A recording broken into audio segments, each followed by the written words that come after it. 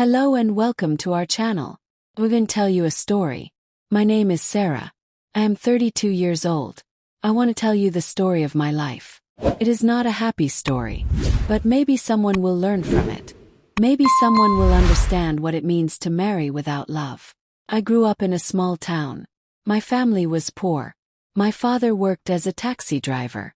My mother stayed at home and took care of us. I had 2 brothers and 1 sister. We didn't have many things, but we had love. My parents loved each other very much. When I was 25, I met a man named Daniel. He was rich. He lived in the city. He had a big business and a big car. He wore expensive clothes and spoke with confidence. Everyone in my family liked him. They said he was a good man for me. But I didn't love Daniel. He was kind to me, yes. He bought me gifts. He called me every day. He told me I was beautiful. But in my heart, I didn't feel anything. I just smiled and said, thank you. I didn't want to hurt him or my family.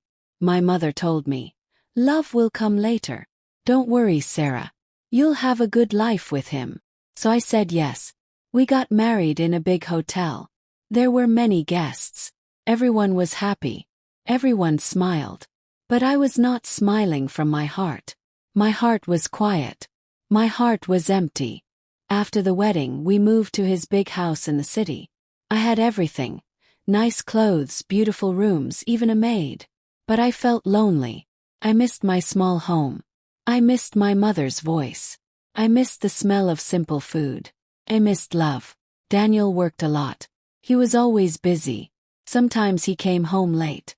Sometimes he forgot to call me. But he never shouted. He never hit me. He just wasn't close. We were like strangers living in the same house. One evening I was sitting alone in the garden. The air was quiet. I looked at the stars and started to cry. I didn't know why I felt so sad. I had everything but I had nothing. I was married but I felt alone. That night I called my mother. I said, Mama, I don't feel happy. She said, be patient. You will grow to love him. Just give it time. Said okay. But months passed. Then a year. Then 2 years. And still I didn't love him. I tried to care. I cooked his favorite food. I smiled when he came home.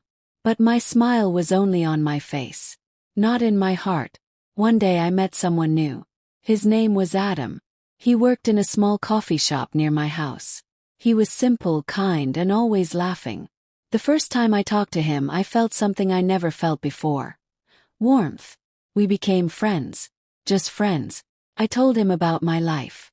About my marriage. About my sadness. He listened. He didn't judge me. He just listened.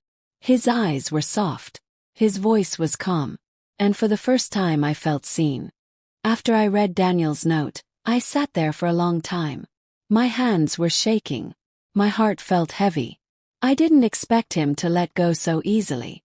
I thought he would be angry, but he wasn't. He just accepted it. That made me cry even more. I didn't want to hurt him. I never wanted that. He was a good man, but I was not the right woman for him. I had married without love. And now the truth was too loud to hide. Daniel left the house that night. He moved into another apartment. He didn't ask for anything. Not the house, not the car, not even a goodbye hug. I stayed in the big house alone. But this time I was not just lonely. I was broken. Days passed. Then weeks. I stopped going to the coffee shop. I didn't see Adam anymore. I thought maybe I should live alone for a while. I needed to understand myself, to find the girl I lost when I said yes to a man I didn't love. Then one day my phone rang. It was Adam. Where have you been? He asked. I was quiet. I made a mistake, I said. I know, he replied gently. But mistakes don't define us. What matters is what we do next. We met at the park that evening. I saw him from far away, standing under a tree with a coffee in his hand. Just like always. His smile was still the same, calm, soft, and full of peace. I left Daniel, I told him. I heard, he said. Do you hate me? No, he said. You were honest in the end. That's what matters.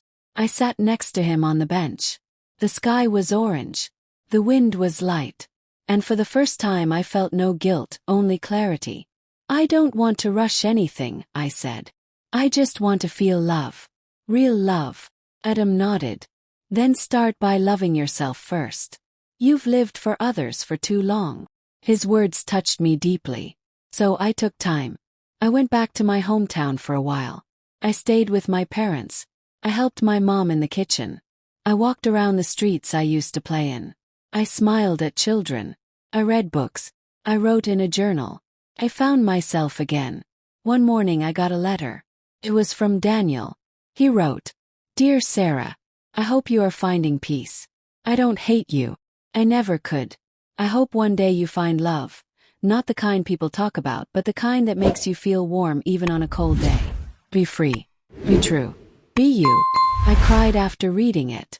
That was the day I realized. Marrying without love isn't just unfair to yourself. It's unfair to the person who truly wanted to love you. A year later, I returned to the city. I started a small job teaching English at a local school. It was simple, but I loved it. I met children with big dreams and soft hearts. I told them stories and saw their eyes light up. I felt alive again.